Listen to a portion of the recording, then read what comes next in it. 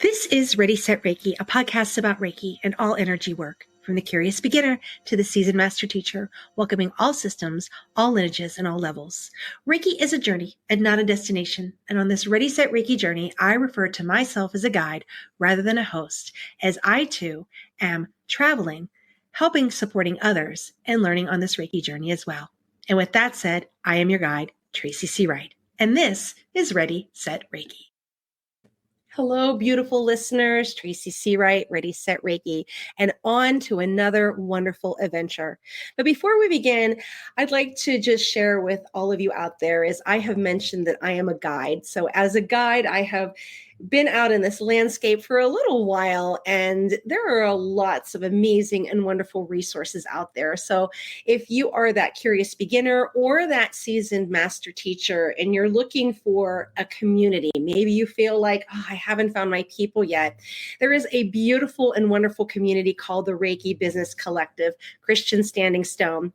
And September 13th, September 14th, he is doing a Reiki summit with a fantastic selection of Reiki practitioners and master teachers out there to help guide and support you along the journey. So I hope that when you're out here and you're learning and you're cultivating a relationship with the energy, that you know that you are never alone. There are fantastic individuals out there who are more than happy to help mentor you and guide you. So know again that you are never alone. Well, today on this journey, I am so excited.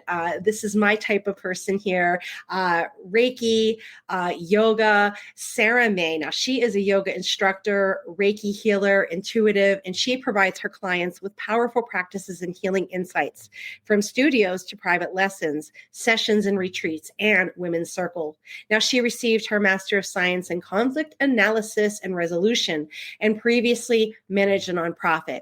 Now she journeys. That is her debut memoir in 2020. She and her husband, fellow author Andrew Singer, converted a cargo van and hit the road. They spend their time exploring and riding across America through the America's public lands. When not on wheels, her home base is Houston and San Diego. So let's give a nice Ready, Set, Reiki welcome to Sarah May. Hello. Hi, Tracy. Hello, listeners. So good to be here. Thank you so much for having me. Wonderful. So excited to start this journey with you. What wonderful modalities, bringing together Reiki and yoga. A lot of people don't realize that you can blend the two and have an amazing yoga session, bringing in that Reiki energy. Absolutely. Yes. Yeah. Yoga and the intuitive work that I do, it really all ties together because everything is energy, right? Beautiful, beautiful. So I gave our listeners just a little taste of who you are. So tell us a little bit about yourself. Yeah. So thank you for the introduction. I also call myself a healing guide because there's this idea that, we're also figuring it out. We're also walking a path, and how beautiful that the tools and the resources that helped us can become ways we can support others on this journey, because life is a journey. It's not the destination. And so, I'm a writer, I'm a teacher, and I'm a healing guide. I received my yoga certification way back in 2014, but I didn't start teaching until 2019. And from 2019 onwards, I've been on a pretty radical spiritual journey working with a shaman, and that's how I got introduced to Reiki. And so that's become a part of my life and a part of my practice, as well as intuitive work. So I took a year-long intuitive development course. So now I work one-on-one with clients doing Reiki, intuitive readings, and my book comes out September 9th, 2025. I'm so excited for that. It's a memoir about healing. So we can get into that later. Absolutely. But and I'm a nomad. I live on the road. Right now I'm coming to you from my camper van. So very exposed to the elements, but I love it. The freedom, the minimalism, the adventure. It's just suited me to have this alternative lifestyle for the last 5 years now. So it's an adventure and I'm loving it. Beautiful. I have a friend that does that too on the road, and it's her first experience at Burning Man. So I don't know if you know everything that's going on. Yeah. you. I hope she's okay.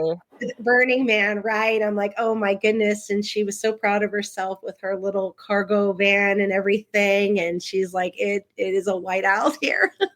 Wow. I hope she's okay.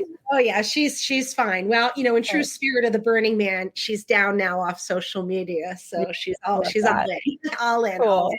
So back to our journey here with the energy. So you connected with the Reiki energy. So tell us, did you find Reiki or did it find you? I love this question. Reiki absolutely found me. And it was something that I wasn't even really looking for, right? And didn't know I was looking for it. I started working with a shaman, and part of her practice was incorporating Reiki into her sessions. And so it would be maybe 15 to 20 minutes about talking and coaching and back and forth. And then she would give me a Reiki treatment. And the first time I laid on her table, I had no idea what to expect. I'd never done anything like that in my life. I was a little weirded out, a little uncomfortable. And then the most amazing things happened in my body, in my space. I was getting these mental pictures that were just like gorgeous. And I felt hot and then I felt cold and different burning at parts of my body. And I was like, what is this? I was so intrigued and just knew that I had to find out more about Reiki.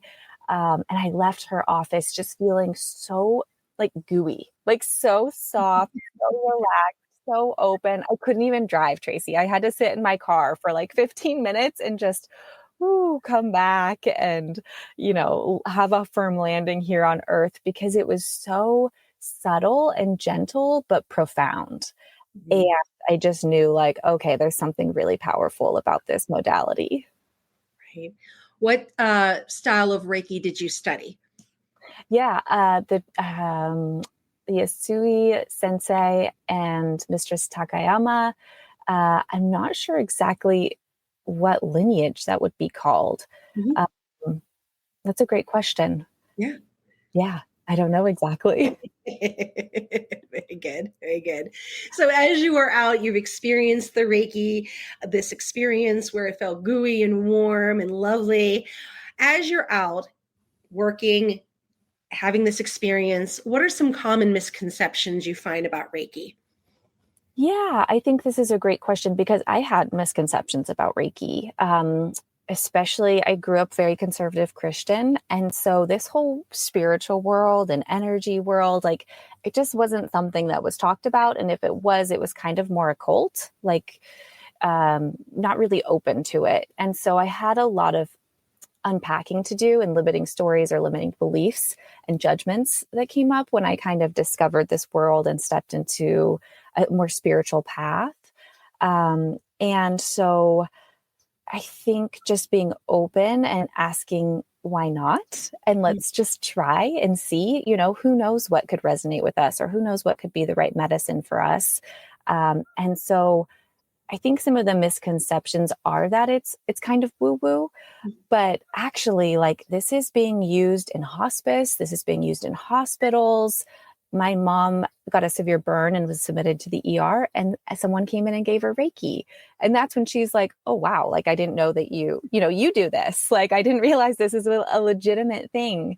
Mm-hmm. And so kind of getting past some of the myths or the stereotypes to be open enough to ask, why not? Let's see what it has to offer. Right. And I love how it's progressing. Social media is really instrumental in mainstreaming this. And like my kids, like I'll ask them, oh yeah, so-and-so does this on TikTok and I know this and that. So it's wonderful that many people wouldn't even connect a burn, right? Because they're thinking like, oh, emotional, right?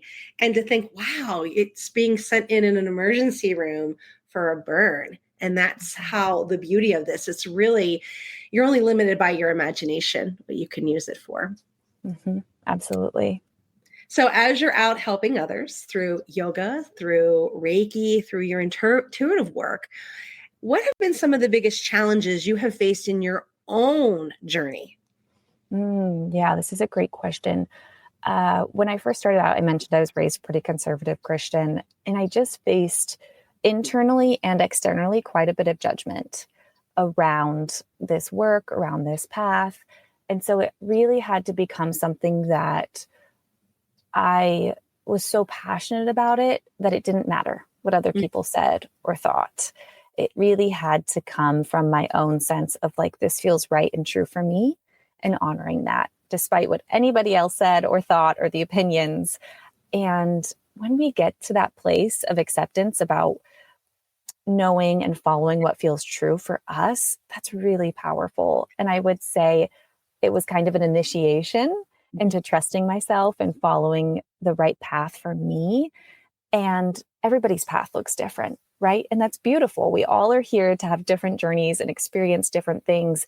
But when we finally get that feeling of walking our path and being on our path, I mean, Tracy, I'm sure you know, there's nothing like it. Like, you just have this peace and this knowing, even if there's challenges, which of course there will be, it still feels right. It still feels worth it, because you just know that this is what you came here for. Right. And in my experience with yoga and with Reiki, I've encountered individuals, just hearing the name yoga, hearing the name Reiki causes and stirs emotion. Like, you don't get this reaction when you say the word massage or going to a hairdresser. And I grew up in a very Christian home, and it was frowned upon for Reiki and for yoga especially. And my mother's she never approved of it. And I even tweaked my yoga practice so that I wouldn't do certain asanas that would have been part of, say, a ritual. And it still wasn't good enough. I even went so far as to do like Christian yoga. And my mother's reaction was, well, I don't see how you saying some Bible verses, doing a sun salutation makes this Christian. So I completely understand just the word, and it just invokes in people these reactions, from, okay, well, that's Hindu, or it's this, or it's not a part of my religion. And it's so much different than that. I mean, we want to honor the lineage, but at the same time, it's bringing meaning to what it means for you. So kudos for that. That was a struggle in my beginning as well, because I had the family that said, no, that's not what we do. You sit and you pray and you're not doing these things. But I knew that there was something more, and a connection, and a deeper connection. And who was anybody else to say that when I'm in these asanas that I'm having that spiritual time, right? That connection. Yeah, absolutely. I love that you shared that. And it's so interesting because, like, Reiki, for example, this hands-on energy healing, like, they do that in church. They Yeah. heal with their hands, right? Like, who's to say it's different? And like yoga, for me, I felt safer in a yoga studio than I ever did in a church. Mm-hmm. And so that for me was like, what is this about? Why do I feel that way? And so finding those places where you feel that safety and that resonance can be so powerful. Okay. So you had mentioned that you had connected with a shaman. So from a shaman to a Reiki master or a Reiki practitioner, what are some qualities that you look for when it's time for you, to get, say, a tune-up or to connect with someone? Yeah, this is such a great question, because there are a lot of different types of healers, right? Different types of personalities. And I think that we gravitate towards certain people. So I would say one of the biggest things is integrity, looking for a healer that has personal integrity, that practices what they preach, that, walks their talk. And also someone that I just resonate with. I mean, intuitively, like, okay, there's something, this feels like a green light, right? Or there's some red flags here. So really using my intuition to decipher as well. And I do that, like, if they have videos of themselves, just watching the video and seeing how I feel, seeing if there's anything in me that says, oh yeah, I love that. I love what she said or they said. And so paying attention to my intuition, looking for integrity, those are kind of the cornerstones for me. Yeah. And it makes me think of prior to social media, internet, and things. I remember, and this is way back when you just had the phone book, right? And I had to find a doctor, and there was listings of all these doctors, and there was a particular doctor, and her name just sounded great to me. Like, this is my doctor. Like, I just knew without even seeing her face, that connection. And then finally, when I met her, it was like, yeah, this is my doctor. And, she was able to be my doctor through, 4 pregnancies, and, just was a great, amazing doctor. So that feeling is everything, that connection with it. So make sure as you go out and, you're finding the teachers and you're finding that practitioners, that it also feels right as well. I mean, they can have lots and lots of credentials and frames on their wall, but if you don't have that connection, it's just so important. Mm-hmm. So Absolutely. what advice would you give someone who is just entering this profession, whether it's Reiki or even yoga? Yeah. So I think one of the things that was most helpful for me was when I did my Reiki training program after getting the level 1 attunement. It wasn't about going out and giving other people sessions. It's really about developing the relationship with myself, with the Reiki. And so, we had a Reiki log and developed a personal daily practice of giving ourselves Reiki.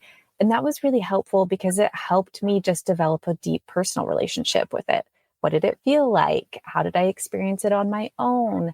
And I really believe that that's so important because that becomes the foundation of your practice to share it with others. It wasn't until the level 2 that I actually began experimenting, with channeling and sessions for other people, but developing that really solid relationship first on my own. And so taking your time with any new skill or tool that you're learning or coming into, and developing your own yoga practice, developing your own Reiki practice, seeing what feels good, learning the different hand signals and practicing the symbols. So just taking your time with it and really developing that one-on-one, because it is a different type of energy, right? And so connecting with it in that way and building that foundation. Right. I know when I began, it was kind of this fire energy. Everything was coming and happening so fast. And 5 years into it was like it just kept coming, and coming.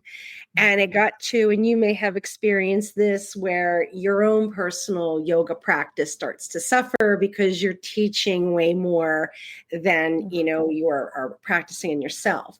And as you go along, if you find yourself with this abundance, maybe perhaps, intuitive, you're a master manifester, and you're finding, wow, the clients are coming, the students are coming, the classes, the opportunities, it's okay to pause and just reset. And I have found, before we began our journey today, we talked about like my great upheaval. And part of that is pausing a little bit, pausing and redirecting things and taking and going back to the basics, like bringing in the precepts and taking time to let's reconnect with the energy again and slow it down, because I was connecting so much to others that it was time to kind of bring it back again and circle around. So those bold decisions to say, you know what, I really need to care for myself is so important and instrumental. It's not always about putting that Reiki cape on and saving the world, right? You got to get yourself together as well. So what books do you recommend? Yeah, great question. So there's quite a few about Reiki and energy healing, if people are curious, that offer like just a great introduction. Healing hands, Reiki, introduction to Reiki, Reiki for beginners.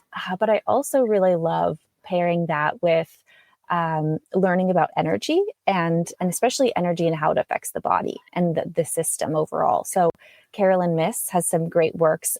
She's a medical medium, and her books are really, really helpful, especially for me, just in terms of energetically how different things impact our bodies and where they sit in our bodies. And so that's been especially helpful because I just feel more like aware, of what the energy could be doing. And so that's been really helpful, those two books. And I would say those are the main things. I wanted to share something else, but it slipped my mind. So we'll move on. Perfect. So do you offer classes, trainings, events? Yes, I do. So I offer one-on-one sessions with people, either doing Reiki or an intuitive reading or a combination of both. I also do monthly women's circles. So this is where a group of women can come together, come into community, get an intuitive reading, and have the space just to connect and have a safe space to be seen and be witnessed and talk about things that might be going on in their lives. And then I'm creating a divorce ritual. So this is going live on my website soon. I'm so excited about this. It's something that I write about in my book, how when I got divorced, I needed so much more than a piece of paper saying that I was separated. That didn't feel like closure to me, especially energetically or in my body or in my heart. And so many years after my divorce, I created this ritual where I went to the same beach that I was married at. I burned the vows that my ex-husband and I had exchanged. I read new vows out loud to myself. I burned the ashes I released to the ocean, and it was really powerful in terms of finding that closure that I needed and calling my power back in a sense. It was almost like there was a version of me that was still on that beach, waiting and waiting for a promise that was never going to come true. And so I really believe in the power of a ritual to help us find peace, clarity, closure, to move on from something. So I'm really excited about this divorce ritual that I'll be releasing soon to hopefully help support others in their own journey of healing after a divorce. Beautiful. So where can we find you? Online and in person? Yeah, so you can find me at shejourneys.us. I'm also on Instagram under that same handle at she_journeys. And you can find everything on my website about my upcoming book, about my offerings. If you join my mailing list, you'll get notified about those monthly women's circles. I also post about that on social media. And because I'm a full-time nomad, it's pretty hard to pin me down in person. But I will have some events in San Diego in September that I'm really excited about at the Soul of Yoga. And so depending on where I am, I would love to do local events, but this lifestyle is not great for being rooted somewhere. All right. Well, that ends our first part of our journey together. And I'm going to guide you into the second part, which are questions from social media and Reiki students. So, number one, you touched on it a little bit, but we're circling back around. Tell us a little bit about your women's circles. Yeah. So I primarily put this out on social media, my newsletter. It's a free space, so anyone can join. And what you can expect is coming together on Zoom. So this is a virtual gathering. And everyone has the opportunity to bring a question, something that they're curious about, something that's going on in their life. And it's really sweet to be in community, because what happens when I channel an intuitive reading is that usually something comes through that's for other people in the group as well, right? And so I channel maybe 10 minutes per person of whatever is coming through, whatever information is coming through. And then there's an opportunity to discuss, to share, to ask follow-up questions, and just connect. I think creating these spaces is really important, because it's not so often that women can come together and soften into those spaces and have that intuitive channeling and connect. Even if it's just a stranger, with intuitive readings, you're really kind of tapping into the heart and soul of something. There's no surface level conversation. There's no shallow conversation. It's really like, oh, I see you're really struggling with self-worth. And who can't relate to that, right? Yes. So it really helps to have these universal things that we're all working on, we're all moving through, witnessing them and one another, and then being able to say, oh yeah, me too, is really, really helpful. Beautiful. Well, thank you for holding space like that and giving individuals an opportunity to come together in a community. So as we began the journey talking about, how important community is, to never feel that you are alone. Yeah, absolutely. Number two, your book. What inspired you to write She Journeys? Yes, thank you. I'm so excited to talk about this. It's been a huge labor of love. I spent 4 years writing this book, and it's a memoir about my first marriage, the way it imploded, and my divorce, and a long healing journey that I embarked on. And so I always knew that I would write a book. I know that sounds funny, but I've kept a daily journal since I was a teenager. Writing has just always been my way of processing and grounding down and making meaning. And so when my divorce happened, I knew one day I would write about it, if only just for my own healing, if only just for my own process. However, it took many, many years to get to a time and space in my life where I actually could begin the writing. So van life has been amazing because this has been the time and space that I needed to be able to write my book. So the book chronicles my marriage, a lot of marital trauma and abuse that occurred, the divorce, and a 10-year-long healing journey. There was traveling across the country alone, backpacking, camping, trying to bury the pain for a little while, pretending that it didn't exist until it bubbled up in a way that showed me we can never just bury the past, right? It always comes up to be dealt with.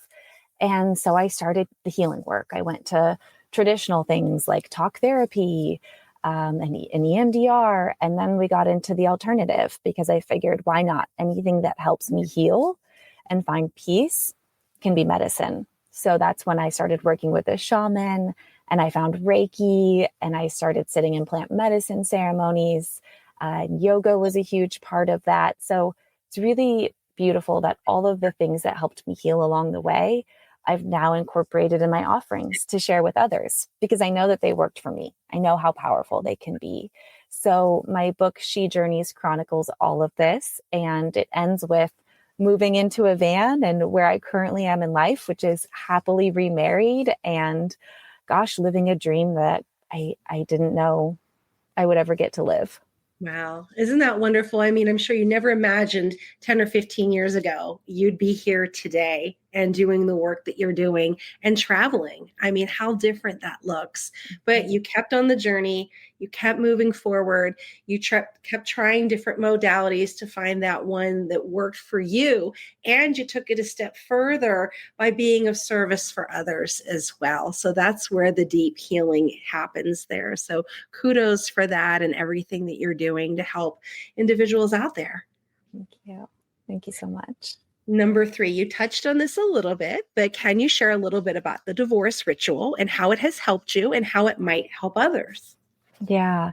Yeah. So I think this idea of having a ritual, especially after something so significant, right? When we get married, there's some type of ceremony, whether that's your traditional big ceremony, hundreds of friends and family and an officiant and all the vows and the exchanging of rings.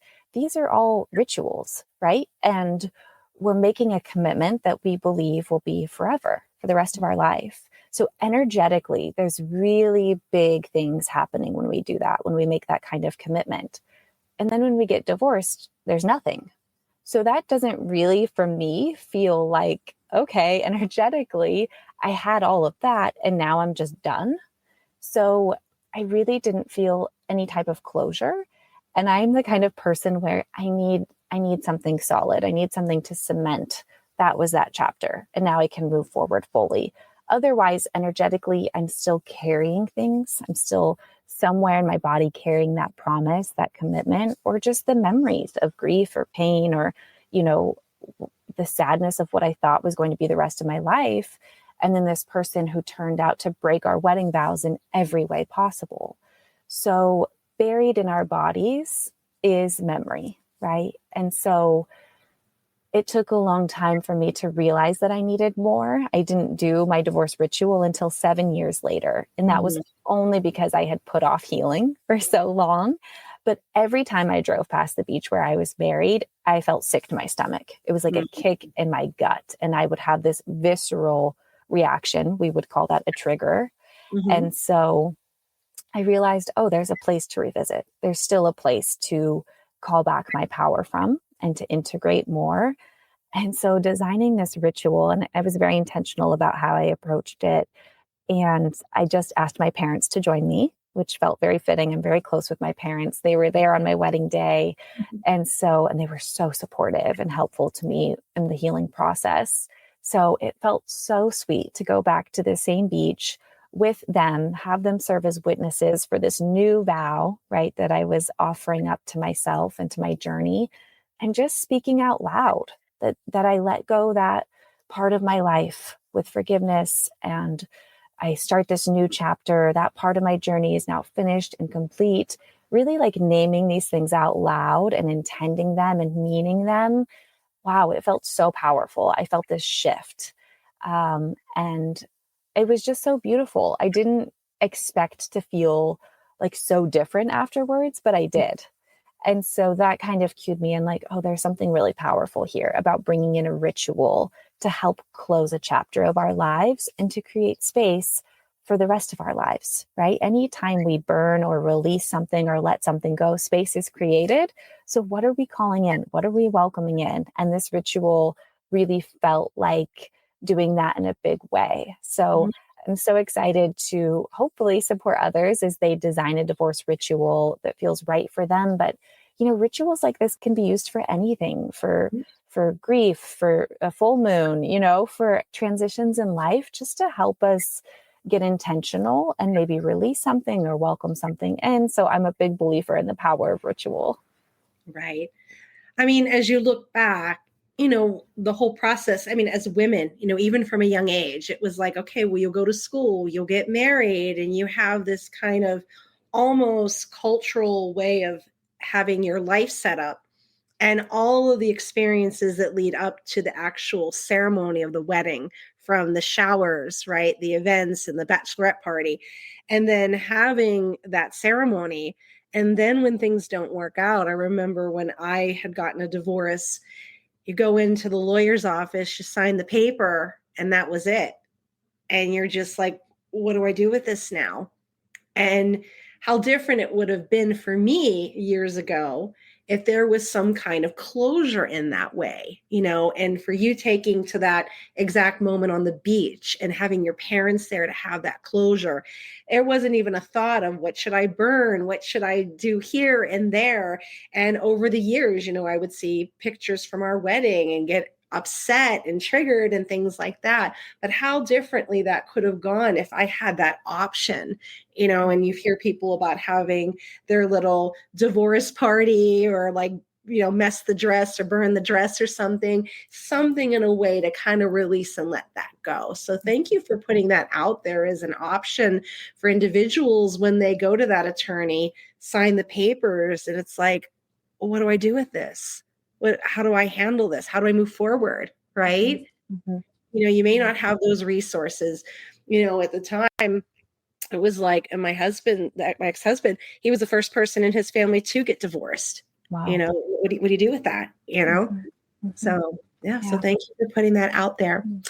Well, that was our third question, our last question as we've been talking. Is there anything else you've forgotten about or something you'd like to share with the listeners? The floor is yours. Yeah, thank you, Tracy. Something came up that I wanted to mention too when we were talking about Reiki or intuitive readings and working with this world, is that, and Tracy, I'm sure you talk about this a lot, but is that it's not us necessarily doing it, right? We're channeling something. We open ourselves up to channel this beautiful healing Reiki energy. And same when I do intuitive readings, it's not Sarah doing this. It's that I'm opening myself up and allowing this to come through in service of, on behalf of. And so I think also looking for a healer that, like, ego, you know, can get in the way. And it's so not about who I am, you know, Sarah as a healer. It's really about like in service of and handing over the space. And before every single session, you know, I'm setting the space and preparing a space and saying prayers and getting ready. And then I hand over the session because it's not mine, right? Like, I really believe that the universe has brought this person to me and me to them, and we've agreed to work together. And so I'm not in control of that. Like, that's the universe. And so just at some point handing it over and saying, okay, here we go. And also that's taught me so much about how to show up in life, right? Like, we do our work and we go about our days and we do the best we can. We show up. And then at some point, there's so much that we just have to hand over, you know? And so there's so many beautiful lessons in Reiki about that we can take for living life and living life well. So I just think this idea of it's not us, you know, we're in service on behalf of. And I take that as a serious responsibility. And also, like, what an honor, you know, that someone is coming to us, that we're, you know, entering this space with them. So being a healer is a big responsibility. And being a healer comes from working ourselves, right? Mhm. From going through this ourselves. So Tracy, I know you've done that and done all that work. So, and you've written a book. So that's an incredible resource to share with people.